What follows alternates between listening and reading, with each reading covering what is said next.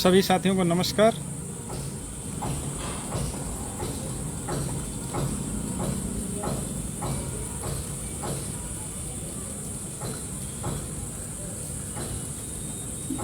प्रदीप भाई, रामविलास, रवि भाई, सभी साथियों को नमस्कार।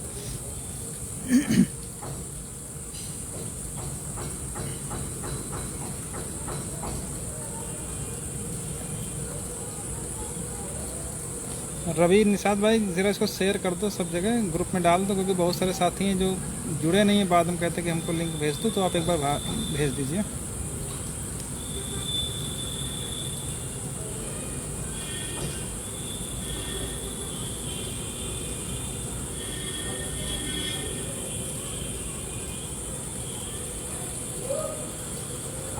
पंकज भैया नमस्कार।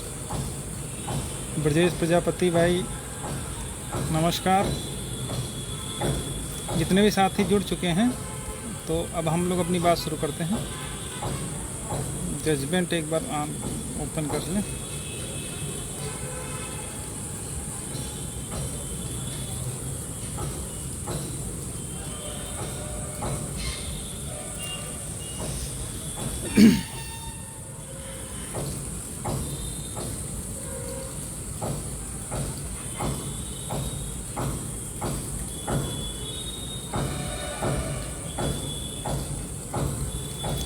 तो साथियों, 69,000 शिक्षक भर्ती का जो बहुप्रतीक्षित जजमेंट था वो अपलोड हो चुका है, स्पेशल अपील का। आशीष भैया नमस्कार, फिरोज भाई नमस्कार।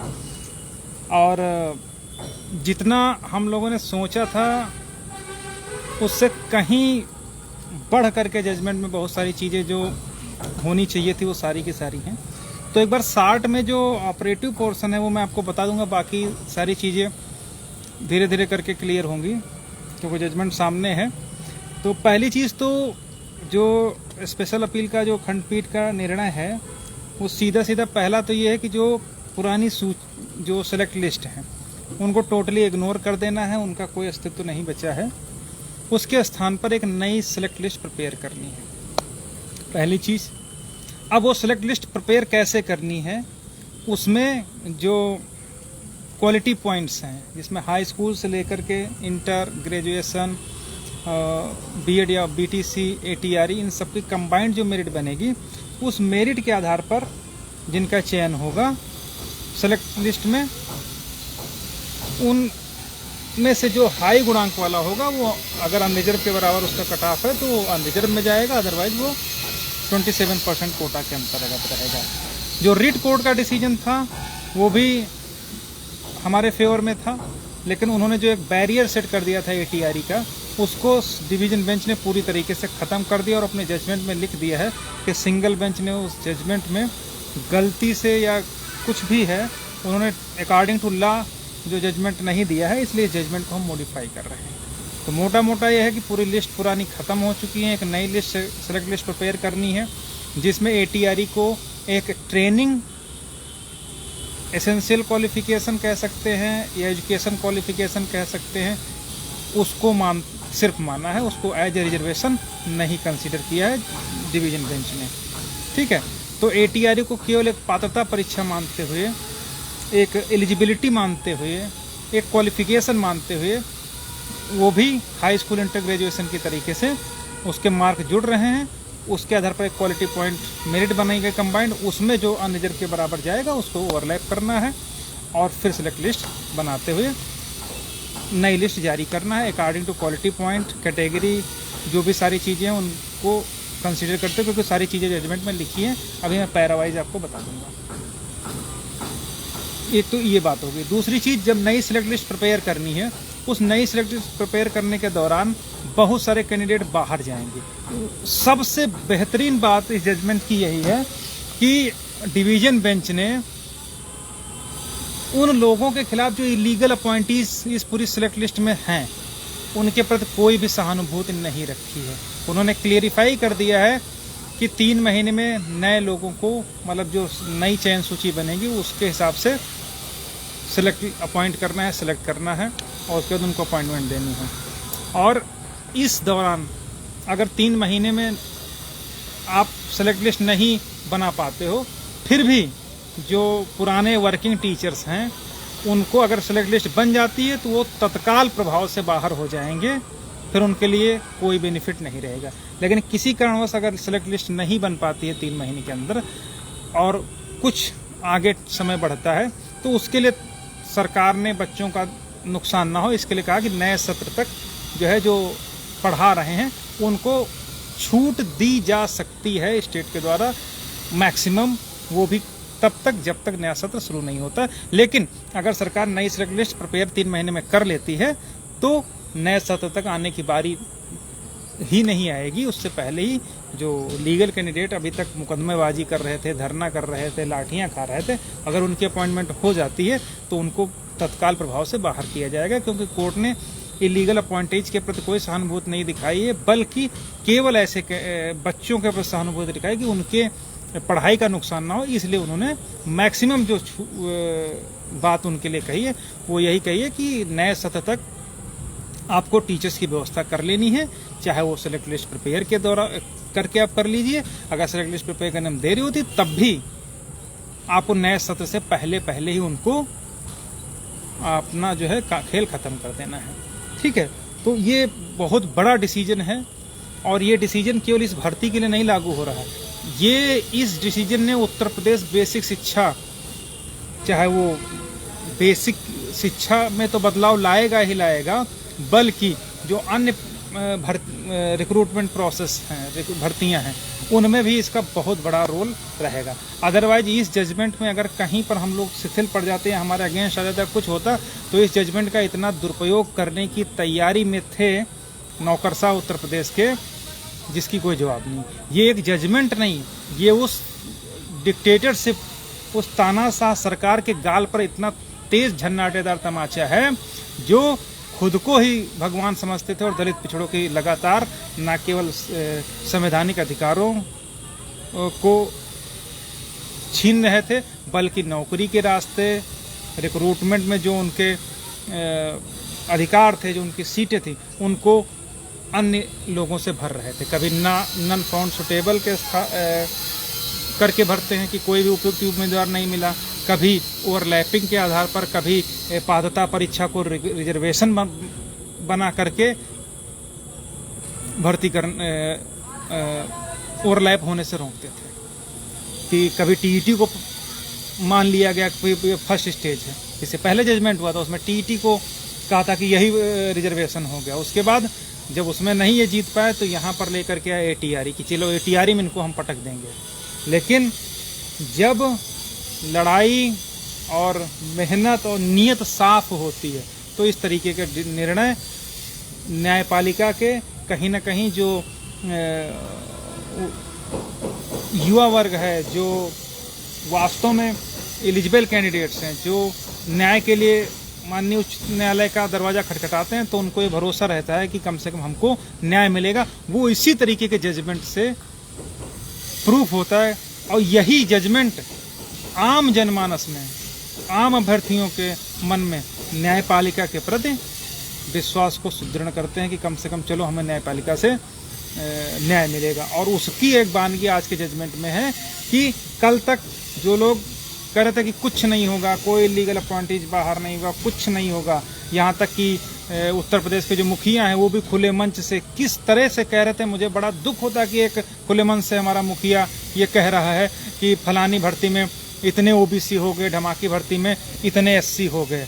अरे अगर एससी ओबीसी हो ना अलग बात है, अगर अनरिजर्व में कोई बंदा जा रहा तो ओबीसी एससी में नहीं काउंट होगा, वो कैटेगरी में नहीं काउंट होगा। वो तो अपनी क्षमता के बल पर, अपनी मेहनत के बल पर, अपनी मेधा के बल पर जो है अनरिजर्व सीट पर फाइट कर रहा है। और अनरिजर्व सीट किसी की बपौती नहीं, उनको आप किसी भी तरीके से किसी वर्ग विशेष की सीट के रूप में काउंट नहीं कर सकते हैं, चाहे वो आप एससी की सीट कहिए या ओबीसी की सीट की। वो तो अनरिजर्व है, अनारक्षित है, उसमें कोई भी जा सकता है, ओबीसी भी जा सकता है, एससी भी जा सकता है, फिजिकल हैंडीकैप्ड भी जा सकता है, अनरिजर्व कैंडिडेट भी जा सकता है, सब। वो तो ओपन कंपटीशन है, जो लड़के पाए। अब यहाँ पर क्या हुआ कि हमारे इस भर्ती में जो वास्तव में लड़ने वाले लोग थे, उनको, जिनको अनरिजर्व सीट पर जाना चाहिए था, उनको कितनी ताकत से, कितनी अपने जो अधिक पावर्स था उनका दुरुपयोग करते हुए किस तरीके से उनको रोक दिया गया। नतीजा ये हुआ कि जो बच्चे 27% में जाकर के फिक्स होना चाह रहे थे, जिनकी जो 27% में सेलेक्ट हो सकते थे, उनको इतने सालों से लगातार धूल फांकने पर मजबूर कर दिया, जाड़ा गर्मी बरसात में लाठी खाने को मजबूर कर दिया और इतना मनोबल तोड़ने का प्रयास किया गया। लेकिन इस जजमेंट ने प्रूफ कर दिया कि हम लोगों की जो लड़ाई थी वो कहीं ना कहीं इस आताताई सरकार के साथ साथ उस मानसिकता से भी थी जो इस चक्कर में थी कि हम इनको मेंटली ब्लॉक करके इस भर्तियों में ना केवल आरक्षण देंगे बल्कि आगे भी इस तरीके के क्रियाकलाप करते रहेंगे ताकि जो ओबीसी एससी थोड़ा आरक्षण पा करके समाज की मुख्य धारा में आ रहे हैं उनको आने ही नहीं देंगे, बल्कि उनकी आने वाली जनरेशन को ही खत्म करने का प्रयास करेंगे। क्यों? क्योंकि सारे अब उच्च पदों पर जब वही लोग बैठे हैं तो नीचे वालों के लिए कहीं भी कोई पॉलिसी नहीं बन सकती है। लेकिन पहली बार जो लोग इस जजमेंट को पूरा पढ़ेंगे तो उनको ये एहसास होगा कि वास्तव में कहीं ना कहीं इस जजमेंट ने हम ना केवल हम लोगों को बल्कि बहुत बड़ा एक हथियार दे दिया है। जो लोग टीवी चैनल पर बैठ करके कहते थे ना कि कितनी बार आरक्षण लोगे, अब आकर के बोले कि कितनी बार आरक्षण लेंगे, उनको बताते हैं कि कितनी बार आरक्षण लेंगे। ये जजमेंट उनके मुंह पर ठूंसने लायक जजमेंट है कि माननीय उच्च न्यायालय की खंडपीठ ने बता दिया कि कितनी आरक्षण। पहले तो ये समझो कि आरक्षण कहते किसे हैं और किस तरीके से उसका इम्प्लीमेंट किस भर्ती में किस तरीके से लागू होगा, वो इस जजमेंट में सारा कुछ लिखा हुआ है। ठीक है, ये जजमेंट एक कॉपी माननीय मुख्यमंत्री जी को भी हम लोग स्पीड पोस्ट करेंगे।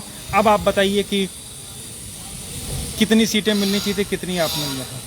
अगर इतना ही आप पाक साफ हो, इतना ही आप क्या कहा जाता है कि कहते हैं कि हमारी जो सारी भर्तियां पारदर्शी तरीके से हुई हैं, तो अगर आपकी औकात हो तो इस तरीके से लिस्ट जारी करके आप दिखा दीजिए कि कितनी पारदर्शी तरीके से लिस्ट हुई है। ठीक है, तो इन सब के लिए हम लोग माननीय उच्च न्यायालय पर निश्चित रूप से हमारा लोगों का जो विश्वास है आज बहुत सुदृढ़ हुआ है कि कम से कम हम लोग जिस उम्मीद के साथ गए थे कि कहीं ऐसा ना हो कि बहुत तरीके से तोड़ने का प्रयास किया गया। सिंगल बेंच में आप लोगों ने देखा एफिडेविट सरकार का क्या है कि भर्ती क्रिस्टल क्लियर हुई, वहाँ भी हम लोग लड़ाई लड़े और वहाँ पर जाकर के एक बैरियर सेट कर दिया गया एटीआरई का।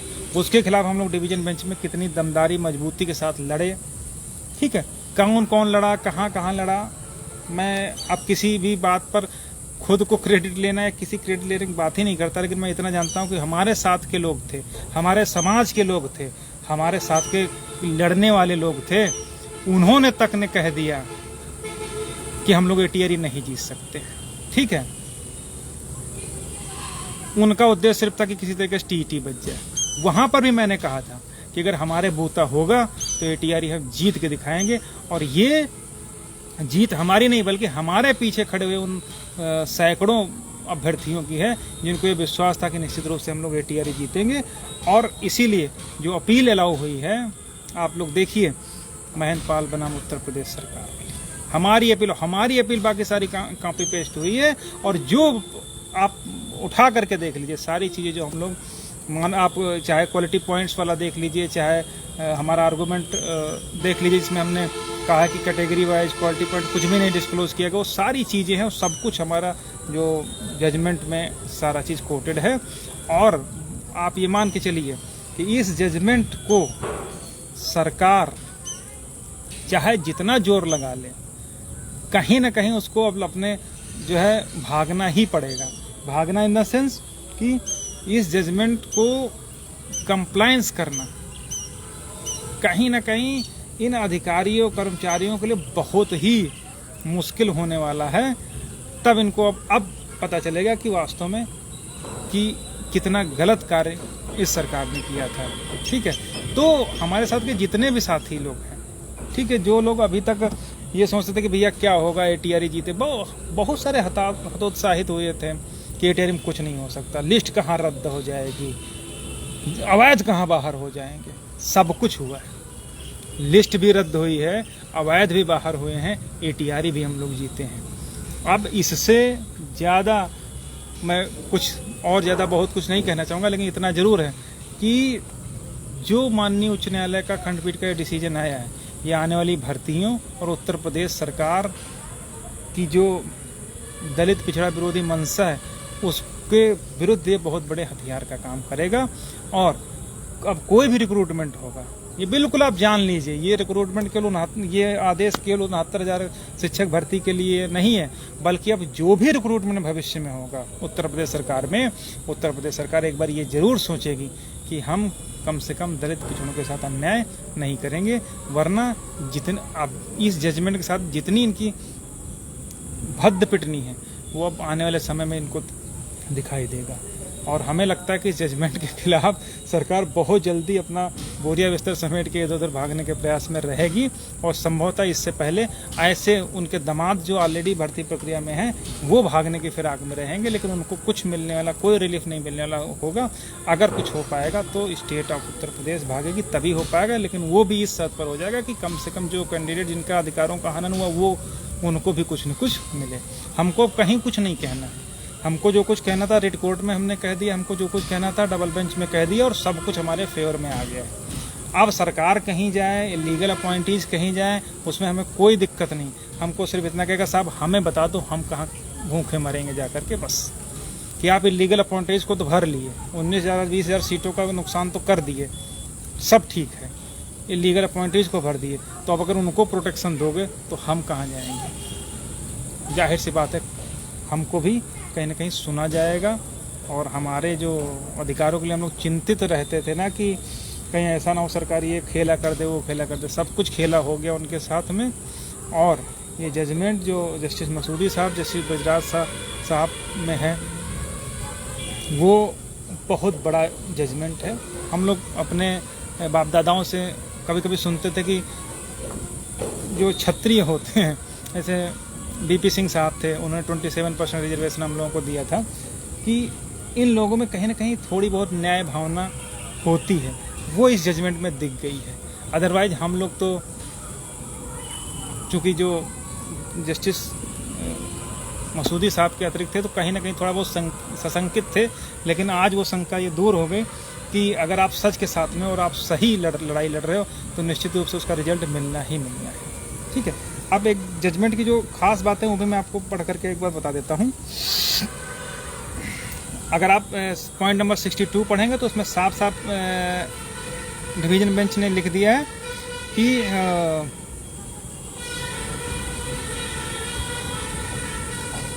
The state government authorities shall prepare a select list of 69,000 candidates for appointment as assistant teacher on the basis of ATRE 19 as per appendix 1 to the service rule 1981 FRS, ignoring the select list dated so and so।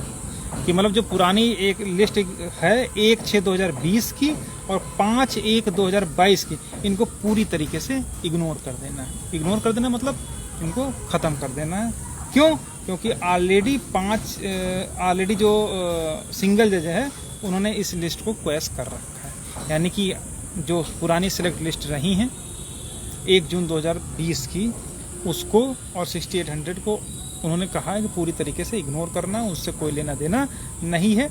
एक fresh list बनानी जिसमें ATRE और quality points के आधार पर merit बनेगी, और उसमें जो टोटल कंबाइंड मेरिट बनेगी उसके आधार पर जो अनरिजर्व में जाएगा वो अनरिजर्व ट्रीट होगा, बाकी जो कैटेगरी में जाएगा वो कैटेगरी में ट्रीट होगा। आप ये बैरियर नहीं सेट कर पाओगे कि ATRE जो है वो 65-60। अब इसके विषय में कहाँ तक कोर्ट ने लिखा है, उसमें 60-65 का उसने खेल ही खत्म कर दिया। उन्होंने ATRE को किस बहुत अच्छे तरीके से डिफाइन कर दिया है, वो डिफाइन किया है इन्होंने, कोर्ट ने इस पॉइंट नंबर 61 में कि we are of the opinion that the mark derived on the basis of entire process, कि जो मार्क इंटायर प्रोसेस में रहेंगे that is ATRE 19 coupled with other criteria of educational and training record would serve the broader and real object of the section 36। जो हम लोग court ने कहा था कि जो रूल, हम लोग इस पर बहस भी किए थे और हम लोगों ने डिस्कस भी किया था कि जो ब्रॉडर वे में है रिजर्वेशन का लाभ, यानी रूल 36 का जो लाभ है वो ब्रॉडर वे में तभी मिलेगा जब इंटायर प्रोसेस के तहत मार्क जुड़ेंगे, उसमें एजुकेशनल क्वालिफिकेशंस होगी और ATRE होगा, तो वहाँ पर रिजर्वेशन माना जाएगा, ना कि केवल ATRE लेवल पर। तो ये बहुत बड़ा डिसीजन है और इसके खिलाफ इतनी जल्दी कोई रिलीफ किसी को मिलने नहीं जा रही। इसके अलावा पॉइंट नंबर 60 में कोर्ट ने लिख दिया है 60 में, since as per rules merit list is statutorily defined and the list has to be drawn on the basis of quality point mark from the inclusive standard specified in the appendix 1, therefore the view taken by the learner single does not seem to be a correct view within the purview of law. Court ने स्पष्ट कहा है, division bench ने, कि जो single bench ने अपना view लिया था वो कानून के अनुसार और अपेंडिक्स 1 के अनुसार करेक्ट नहीं, वो गलत है। और इसी के हिसाब से उन्होंने, डिवीजन बेंच ने सिंगल बेंच के जजमेंट को मॉडिफाई कर दिया है पूरी तरीके से। ठीक है, और भी बहुत सारी चीजें इसमें राघवेंद्र प्रताप का भी उन्होंने जिक्र कर दिया है, कट ऑफ वाला, कि अब कुछ लोग कहेंगे कट ऑफ, अब तो कट ऑफ चेंज नहीं हो सकती है, क्यों? क्योंकि कट ऑफ तो इससे फिक्स हो चुकी है। ठीक है, तो ये सारी चीजें हैं। फिर पॉइंट नंबर 57 में भी लिखा कि the rule of migration would only come into play on the determination of overall merit. Court ने यहाँ पर भी लिख दिया है कि जो माइग्रेशन है वो केवल ATRE के लेवल पर नहीं होगा, माइग्रेशन ओवरऑल जो मेरिट होगी कैंडिडेट की, उसके आधार पर माइग्रेशन होगा। मतलब कहीं पर उन्होंने कोई पॉइंट ये नहीं छोड़ा कि कहीं पर कोई काउंसिल ने जो क्वेश्चन रेज किए थे, चाहे वो स्टेट की तरफ से हो, स्टेट ने भी हमारे खिलाफ खुल के बहस की, भसीन साहब ने, असी चतुर्वेदी साहब ने, अमरनाथ त्रिपाठी साहब ने, परिहार साहब ने, मतलब पूरा एक पैनल उनकी तरफ से था। उन्होंने भी बहुत सारे क्वेश्चन रेज किए हमारे खिलाफ। उन सबका जवाब ना केवल हमारे काउंसिल ने किया, बल्कि उन्हीं के आधार पर जो है डिवीजन बेंच ने भी इस जजमेंट में पूरा का पूरा लिखा है कि किस तरीके से वो लोग गलत थे, हम लोग सही हैं। ठीक है, तो उसमें उन्होंने जो माइग्रेशन, वो लोग बार बार चिल्ला रहा था कि ATRE का माइग्रेशन हो रहा है, तो उन्होंने कहा कि माइग्रेशन क्वालिटी पॉइंट यानी इंटायर प्रोसेस के तहत होगा, उसका भी जवाब उन्होंने लिखा है। इसके अलावा बाकी सारे रूल्स के हैं, और उन्होंने पॉइंट नंबर 55 में जो UPSC का रूल लेकर के ये लोग आए थे कि उसमें ATRE फर्स्ट फेज हो गया, कंबाइंड वो TET फर्स्ट फेज हो गया, ATRE सेकंड फेज हो गया, उसको भी इन्होंने को डिवीजन बेंच ने ठिकाने लगा दिया है कि यहाँ पर ये फर्स्ट फेज सेकंड फेज है ही नहीं, बल्कि इन सबका कंबाइंड मेरिट बन नहीं, वही फर्स्ट और लास्ट यानी पहला और आखिरी फेज है। ठीक है, और इसको उन्होंने कई तरीके से और डिफाइन किया, जिसमें उन्होंने कहा कि जो क्वालिटी पॉइंट्स हैं, कहीं कहीं पर जैसे अगर ATRE को रिटर्न मान लिया जाए तो बाकी इंटरव्यू हो गया, तो इंटरव्यू और रिटर्न को मिला करके जब मेरिट बनेगी तो उसको जो है उसके आधार पर चयन होगा, तो रिजर्वेशन वहाँ पर दिया जाएगा। ये भी उन्होंने कोर्ट ने हर चीज़ इसमें डिफाइन कर रखी है। तो बहुत ही अच्छा जजमेंट है, बहुत ही बेहतरीन है, जो उत्तर प्रदेश की किसी भी भर्ती में इस जजमेंट का बहुत बड़ा प्रभाव होगा। अभी 30-33 वाला मुकदमा चल रहा है, शायद 68,500, उस पर भी ये रोल प्ले करेगा बहुत बड़ा। ठीक है, और इसी आप लोग देखिएगा 68,500 का भी डिसीजन जो आएगा वो इसी जजमेंट के परसुआंस में ही आएगा।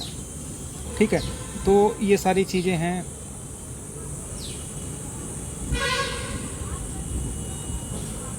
और जजमेंट 50 पेज का है। ठीक है, लगभग 12-13 पेज में तो अपीलें लिस्टेड हैं, बाकी 34-35 पेज का जजमेंट। हम लोग पहले 50-60 का पेज का बता रहे थे। और ये जजमेंट, इसमें जिसको बोलते हैं क्रस्ट है, मतलब पूरा निचोड़ है सिंगल बेंच का। अन्य जितने मुकदमे, इसमें सिर्फ हर एक लाइन अपने आप में निचोड़ है। कुछ भी मतलब जो मैंने पूरा जजमेंट पढ़ लिया है, तो जो भी जजमेंट पढ़ा है, इस जजमेंट में कहीं पर भी कोई कथा कहानी नहीं लिखी गई है। जो भी लिखा गया एकदम सॉलिड लिखा गया है, और कोई भी घुमाने फिराने वाली बात उसमें नहीं की है। टू द पॉइंट हुआ है, जैसे टू द पॉइंट मसूदी साहब जजमेंट करते हैं उसी के अनुरूप जो है जजमेंट है। क्योंकि अगले साल रिटायरमेंट भी है जज साहब का, तो हम लोग सोचते थे कि शायद तटस्थ रह करके एक सेफ प्ले कर जाए, लेकिन ऐसा नहीं हुआ। जो उन्होंने जजमेंट दिया है, वास्तव में मैंने खुद एक्सपेक्ट नहीं किया था कि उन लोगों को मतलब इतना बढ़िया जजमेंट टू द पॉइंट आएगा। क्योंकि हर चीज़ जो हमने बहस करी है, हर चीज़ उन्होंने ना केवल नोट करी थी बल्कि उसको जजमेंट में भी नोट किया है। और आप लोग जजमेंट जब पढ़िए तो उसमें सब कुछ लिख कर रखा है, सारी चीज़ें, ठीक है। तो ये सब बातें हैं। बाकी जितने भी साथी हैं, अब अभी तक हमको नचा रही थी स्टेट, अब स्टेट नाचेगी। वो खुद जो है अब उसके पास कहने के लिए कुछ नहीं बचा है। पूरा घोटाला उसका जो है सामने आ चुका है। 6800 दे करके पार्सली रेक्टिफाइड तो उसने कर ही दिया था। अब चूंकि पूरी तरीके से सीटें देनी थी, अब देगा 20,000 सीटों के लिए जो हमारी बात है वो पूरी तरीके से इससे क्लियर हो चुकी हैं। कहीं ना कहीं मसूदी साहब के दिमाग में बियॉन्ड 69,000 का बैरियर वाला जो सर्वोच्च न्यायालय का डिसीजन था वो उनके दिमाग में रहा होगा, क्योंकि कुछ अपोजिट पार्टीज ने उसको दिया भी था। इसलिए शायद हम लोग यहाँ से थोड़ा सा गड़बड़ तो कुछ नहीं हुआ, जितना बहुत अच्छा है कि यहाँ पर ही वो सब सेटल कर देते हैं। लेकिन बियॉन्ड 69,000 होने के कारण यहाँ पर ही उसको जो रायता सिमटना चाहिए था वो थोड़ा सा डिले हो गया। लेकिन फिर भी सब कुछ समेट दिया है। न्यायपालिका से ऊपर जो नौकरशाही है, जो सरकार है, वो नहीं हो सकती। ये आज माननीय उच्च न्यायालय की खंडपीठ ने हमको दिखा दिया कि वास्तव में अभी भी अगर हम लोग या हमारे समाज के लोग या देश प्रदेश के लोग ये उम्मीद करते हैं कि उन्हें न्यायपालिका से न्याय मिल जाएगा, तो इस तरीके के डिसीजन उनको और जो है ये भरोसा दिलाएंगे कि हाँ उनको न्याय मिलेगा। तो ये सारी बातें हैं, सारा जजमेंट सब कुछ क्लियर हो गया है। और बहुत जल्दी ही जो अवैध हैं, जो सरकार है, जो इलीगल अपॉइंटीज हैं, वो सब दौड़ते भागते हुए दिखाई देंगे। थोड़ा रिलीफ इसलिए दे दिया कि हाँ जब तक अपॉइंटमेंट नए ना हो जाए तब तक जो पुराने हैं उनको थोड़ा सा सत्र तक का कह सकते हैं, लेकिन नहीं किया कि पता चला स्कूल से निकले कि चलो भैया छुट्टी हो गई, घर तक आके पहुँचे वो टीचर ही नहीं रहे। तो ये जजमेंट तो यही है कि अगर सरकार चाहे तो 2-4 दिन में ही लिस्ट रिवाइज करके नए लोगों को अपॉइंटमेंट दे देंगे, उनको बाहर करते हैं। ये कोई जरूरी नहीं कि वो नए सत्र तक ही जाए। ये तो मैक्सिमम छूट दी है बच्चों की वजह से कि अगर किसी कारणवश जो अपॉइंटमेंट नहीं हो पाती हैं, जैसे भर्ती प्रक्रिया में पूरा लिस्ट और करके काउंसलिंग, मतलब जो भी है चीज़ें, उसमें अगर कुछ टाइम लगता तो भी उनको मैक्सिमम उतना टाइम है उससे पहले उनको बाहर कर ही देना है। नहीं बाहर करेंगे तो उस टाइम पीरियड के बाद स्वतः वो बाहर हो जाएंगे, क्योंकि कोई भी जजमेंट 3 महीने बाद अगर उस पर इंटरिम ऑर्डर नहीं होता तो वो फाइनलाइज हो जाता है। फिर जो है उनको अपने आप स्वतः वो जो है बाहर हो जाते हैं। इसलिए उनको जो भी प्रक्रिया पूरी करनी है वो इसी पर्टिकुलर समय में पूरी कर लेनी है। लेकिन जहाँ तक मैं समझ पाया हूँ बहुत जल्दी दिल्ली से दौलताबाद लोग भागते दौड़ते नजर आएंगे। ठीक है, बहुत सारी चीज़ लगभग जितनी सारी चीज़ें हैं वो सब चीज़ें लिख दी हैं। और बाकी जितने भी हमारे साथी जुड़े रहते सभी का बहुत बहुत धन्यवाद कि इतने हमारे साथी हैं कि हमारे साथ खड़े रहे। और इस लड़ाई में जहाँ पर लगभग हम लोग मतलब कल्पना के अजूम करिए कि हम लोग कहाँ पर थे और आज कहाँ पर आ करके गिरे। एक समय लग गया था कि सब कुछ खत्म हो गया था, सरकार ने आपस में 2 फाड़ करवा दिया था, सिलेक्ट लिस्ट जारी कर दी 6800 की, ये होगा कि 6800 हो गए। फिर हम लोगों को अछूत समझा जाने लगा कि अरे ये तो लो मेरिटोरियस है, हम तो 6800 वाले हैं, हम तो खुदा हैं, क्योंकि हमारा लिस्ट में नाम छप गया है। वहाँ पर भारती पटेल बनाम उत्तर प्रदेश सरकार ने काम खत्म कर दिया। उसकी अपील बनी राहुल बनाम उत्तर प्रदेश सरकार, वहाँ से 1 सीट पर 2 लोग नहीं हो सकते, वो भी हुआ। वहाँ से हम लोग खींच करके लाए जबड़े से, और यहाँ पर स्पेशल अपील में आकर के वो सब कुछ मिल गया जो हम लोग एक्सपेक्ट कर रहे थे कि हाँ इतनी सीटें मिलेंगी ही मिलेंगी। और इन सब के बीच में बहुत सारे लोग हर तरीके से मेंटली, फिजिकली, हर तरीके से, चाहे वो टार्चर करना हो, चाहे फेसबुक पर फर्जी आईडी बना करके गाली देना हो, चाहे कुछ भी करना हो, हर तरीके से कर लिए। लेकिन फाइनली आज उन सबको भी एहसास हो गया कि उनके लिए अगर कोई लड़ा है तो कैसे लड़ा है। बाकी तो स्कॉर्पियो से लेकर के, फॉर्च्यूनर से लेकर के बहुत सारे हो गए। लेकिन वास्तव में मैं खुद पे घमंड नहीं करता, लेकिन इतना जरूर कहता हूँ कि इन लोगों का औकात नहीं थी कि एक लाइन लिखवा जाते स्पेशल अपील में। ये मैं बताता हूँ, स्पेशल अपील नहीं फाइल कर सकते थे ये लोग। ठीक है, तो वो सब तो खैर ठीक है, लेकिन इन्हीं में से ऐसे लोग थे जो ये कह रहे थे कि अब ATRE पर कुछ नहीं होगा। एक वो बैल कह रहा था ATRE का ये नहीं चेंज होगा, बेटा ये तो चेंज हुआ है, पूरा पूरा तुम्हारे गुड़ा गढ़ चेंज हो गया है। ठीक है, मैंने कभी भी किसी को, जब तक उपलब्धि हाथ में नहीं आती है तब तक मैं कुछ नहीं कहता, लेकिन आज है इसलिए बोलता हूँ कि जब भी किसी के उसमें बोलो तो जबान और दिमाग, जब दिमाग शांत रहना चाहिए और जबान कम चलनी चाहिए। ठीक है, मुझे आज भी याद है, मैंने हमारे साथ के जितने लोग जो फ़ोन पे बात करते हैं, मैंने कहा था जिस दिन उस कोर्ट में बहस हो रही थी, क्या नाम, वो चौधरी थे, सर विवेक चौधरी साहब थे या कोई हाँ उन्हीं की कोर्ट थी। जब CSC, अब नाम नहीं लूँगा नहीं तो आप लोग जान जाओगे कि रणविजय साहब थे, कि उनकी और अन्य लोगों की इतनी कुटिल मुस्कान देख करके मेरा खून और कलेजा सब एकदम फट गया था। उसी दिन हमने सोचा था कि कहीं ना कहीं हमको उसको पाल करके इनको उसका जवाब देना है, और आज उसका जवाब उन लोगों को भी मिल गया होगा कि इतना पर डेट वो लोग 5-5 लाख 6-6 लाख रुपए ला करके काउंसिल खड़ा करते थे, और उन आज जा करके अपने एक जो कुछ अपने लिए कुछ नहीं करवा पाई, स्टेट एक लाइन नहीं लिखवा पाई, और हम लोगों ने सब कुछ करवा लिया, ना केवल ऑपरेटिव पोर्शन में बल्कि सारी चीज़ें। ठीक है, तो वो भी हमको कहीं ना कहीं बहुत कष्ट रहा, लेकिन कहते किससे, न तब कहा ना आप कह रहे हैं, लेकिन इतना ज़रूर है कि तकलीफ हमको 6800 की लिस्ट आने पर भी जो हमारे साथ के लोगों की हुई थी तब भी उसका रिजल्ट मिला, चाहे जब स्पेशल अपील में थे तब भी जो लोग हंस रहे थे हम लोगों के ऊपर कि दूसरे बेवकूफ़ हैं, लेकिन आज हम हंसेंगे, जब जाएंगे तो निश्चित रूप से उनसे मिलेंगे जा करके स्पेशली और जजमेंट रिसीव कराएंगे, साहब रिसीव कर लिए, तब हम हंसेंगे। ठीक है,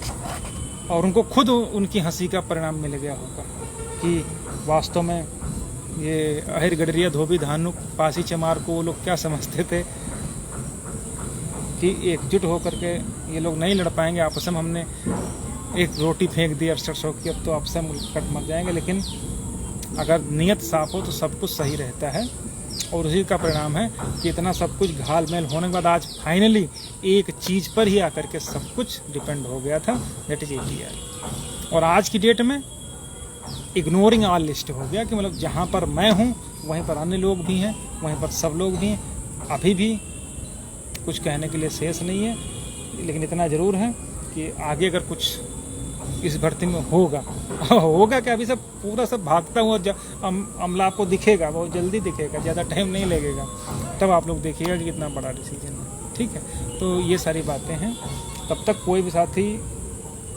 परेशान ना हो, हताश ना हो, और हम लोग पूरी तरीके से जीत चुके हैं। ठीक है, और जिसकी 100 बार गर्ज होगी वो हमको बुलाएगी कि भैया आओ, चाहे वो किसी अपील में जाए, चाहे वो अन्य रास्तों पर विचार करें, बिना हमारे नहीं होगा। क्यों?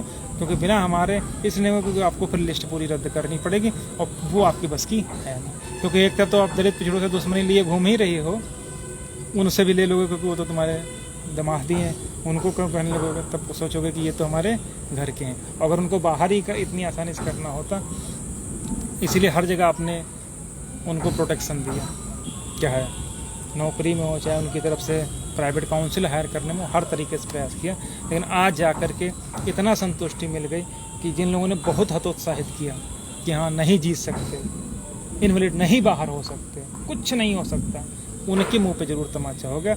जो उन लोगों ने कहा सब कुछ गलत हुआ, सारी चीज़ें गलत हुई। अभी कुछ लोग ऐसे भी आएंगे जो कहेंगे अच्छा BED वालों के लिए तो देवेश शर्मा वाला हट हो चुका, ये भी लोग आएंगे, बहुत लोग आएंगे, फिर हतोत्साहित करेंगे।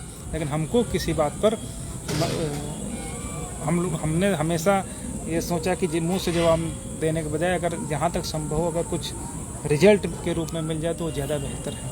ठीक है, तो ऐसे लोग भी आएंगे, फिर अपना ज्ञान देंगे, उनसे नहीं कि BED वालों पर देवेश शर्मा, फलाना शर्मा, ढमाका शर्मा। लेकिन इतना हम जानते हैं ये सुप्रीम कोर्ट का सेटल लॉ है कि अगर एक रिक्रूटमेंट में 2 नियम नहीं हो सकते, एक रिक्रूटमेंट में एक साथ में 2 नियम नहीं हो सकते। इसका अभी पिछला जजमेंट ही आप उठा करके देख लीजिए, जो 12460 का था, जिसमें पहले जिले वाली मेरिट लिस्ट बनी थी, वो सर उस तरीके से तो सुप्रीम कोर्ट ने उस पर इसीलिए स्टे कर दिया था कि आप 2 लिस्ट नहीं बना सकते। उसी तरीके से एक ही रिक्रूटमेंट प्रोसेस में एक तरफ आप करोगे दूसरी तरफ नहीं करोगे, ये कहाँ लिखा है? तो ये सब बातें हैं, ठीक है। बाकी तो सारी चीज़ें हो गई।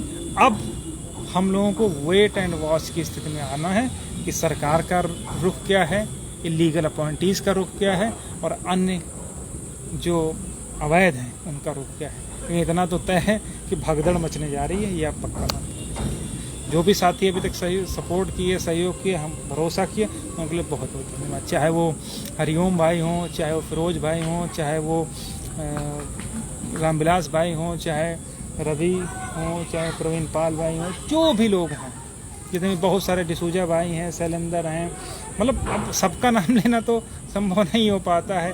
मोहम्मद लाइक हमारे सीतापुर के हैं, अनुज वर्मा हैं, ये सब हमारी ज़िंदगी के प्रेम चोपड़ा हैं, ठीक है। तो ये सब सारे के सारे लोग भरोसा किए थे कि हाँ कुछ न कुछ हम लोगों के पक्ष में होगा, तो बहुत सहयोग इन लोगों का रहा। और भी बहुत सारे साथी हैं, ठीक है। तो संभव ये रहता कि हम लोग सबका बाद में हरिओम भाई जैसे हैं, इलाहाबाद से हैं, तो अन्य भी हमारे इतने लोग हैं कि अनिल भाई हैं, दिनेश भैया हैं, सब लोग हमेशा भरोसा किए कि हाँ कुछ न कुछ जो है हम लोगों को मिलेगा। लेकिन इतना जो है इस जजमेंट से एक जो प्रूफ करना था हम लोगों को, जो एक गलत फहमी में सरकार थी कि यहाँ से लेके इनको सब कर लेंगे, वो गलत फहमी सरकार की भी दूर हो जाएगी, उनके अधिकारियों की दूर हो जाएगी, और ऐसे लड़कों की भी दूर हो जाएगी जो सोचते थे कि अरे ये तो याची लाभ वाले हैं, ठीक है। केशव भाई हैं, बहुत सारे हमारे साथी हैं, आशीष हैं, विद्यासागर हैं, आलम भाई हैं, ठीक है। तो बहुत सारे ये सब लोग, जावेद मलिक भाई हैं, कमलेश भाई हैं, तो हर तरफ से इन लोगों ने न केवल सहयोग सपोर्ट किया अपने लेवल से, बल्कि विकास यादव भाई और ये भरोसा जो दिखाया, वो कहीं ना कहीं ये काम किया कि हाँ इन लोगों के प्रति जो है अपनी लोगों की जिम्मेदारी है उसको पूरी निष्ठा से किया जाए। बाकी तो अपने सहयोग समर्पण में और वर्क में कोई कमी नहीं है, उसी का परिणाम है कि आज ये जजमेंट आए हैं। बाकी क्रेडिट लेने के लिए आपको बहुत लोग मिल जाएंगे, लेकिन उनकी अंतरात्मा खुद जानती है कि उनकी क्या औकात है, क्या उन्होंने किया है, क्या भास्कर यादव ने किया है, ठीक है। बहुत बहुत धन्यवाद।